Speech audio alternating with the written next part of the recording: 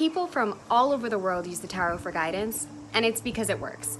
Gone are the days when tarot was just what we saw in the movies, and it was like dark candlelit rooms and dark ominous fortunes. And don't get me wrong, I still love my candlelit rooms and pulling my cards in the dark sometimes, but that's not all that it's for. Because if you're smart, you can use the tarot to unlock some radical progress in your life. So how do you use the tarot to its highest capacity? I'm gonna let you know today some tips on using the tarot as a game changer for self-development. Hi, I'm 𝙜𝙖𝙢𝙚. I am a writer, a tarot reader, and a folklore enthusiast. And at Island-Wise, I use the tarot for traditional tarot readings and personal mythwork guidance for clients all over the world. So first, let's cover why it's so popular and why it can really help you when you're feeling powerless. The tarot is impartial and it's truthful. That's one of the things I love the most about the tarot. It's like that good friend who's just gonna tell you what's going on. The tarot's gonna hold you accountable.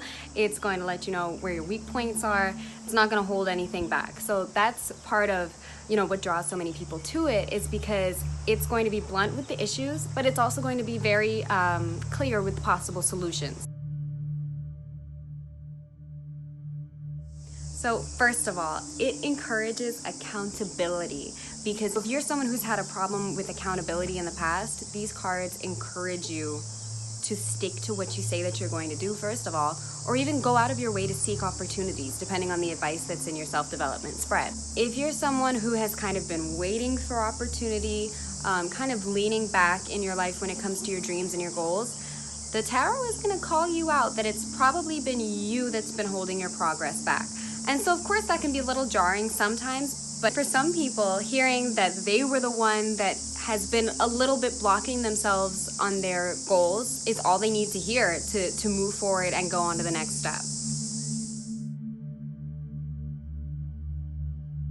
So the second thing is to pay attention to the advice in your reading where the tarot is telling you which situations or relationships just aren't helping you move forward in your goals. Sometimes you'll find that you're just really spending a lot of energy on people or situations where you're not getting anything back from it. And I'm not saying, and the tarot isn't saying, that you should always only do things if you're going to get something out of it.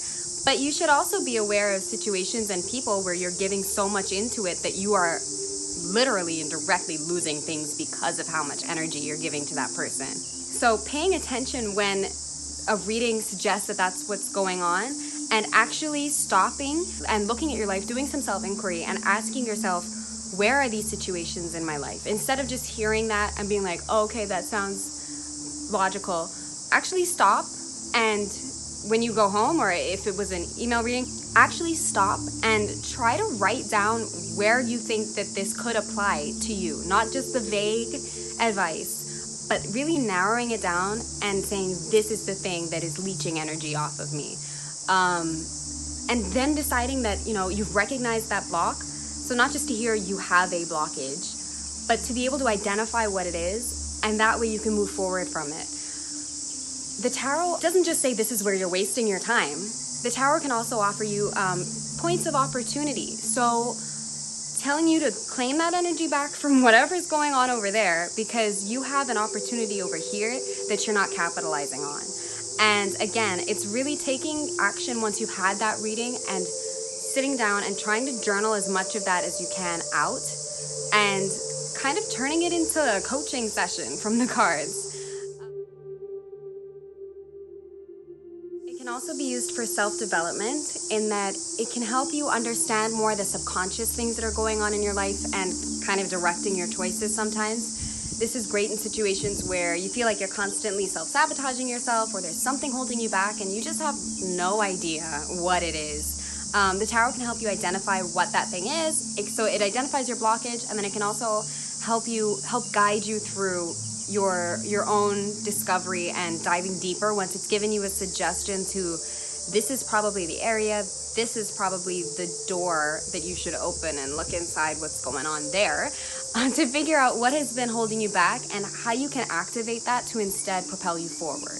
It can also help connect you more spiritually to what you're doing and feeling more purposeful and hopeful. And of course, when you have hope about your situation, you're more likely to succeed. The more you believe that you can accomplish something, the more likely you will be able to do that thing. So the tarot, in my personal use of the tarot, I always look at it in the way of how can I achieve the best possible outcome in this situation. Instead of asking a yes or no question like, can I do this or not? I reframe it in the sense of asking, what is the best way I can do this? How can I best go about this? Which areas of my life would be the best to work on? Tarot is all about finding the optimal solution when you're looking at self-development.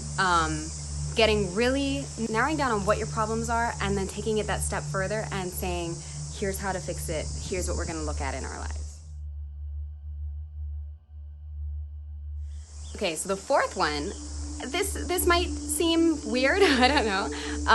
It's not unusual in the sense that lots of people do year ahead spreads. I offer a year ahead spread as well. But narrowing it down even more, using the tarot for planning.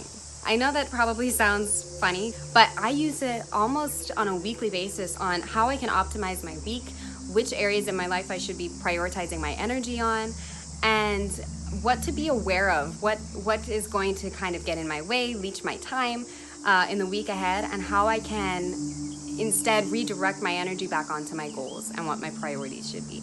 So personally, I'm going to talk about this a little more in another video on how much my year ahead spread and birthday spread that I did for myself on my birthday has impacted the progress that I've made this year in the past 2 months alone, which has been crazy. But this is really a personal favorite of mine right now, is using it for planning. So I hope you enjoyed that video on how to best use the tarot as a game changer for your self-development.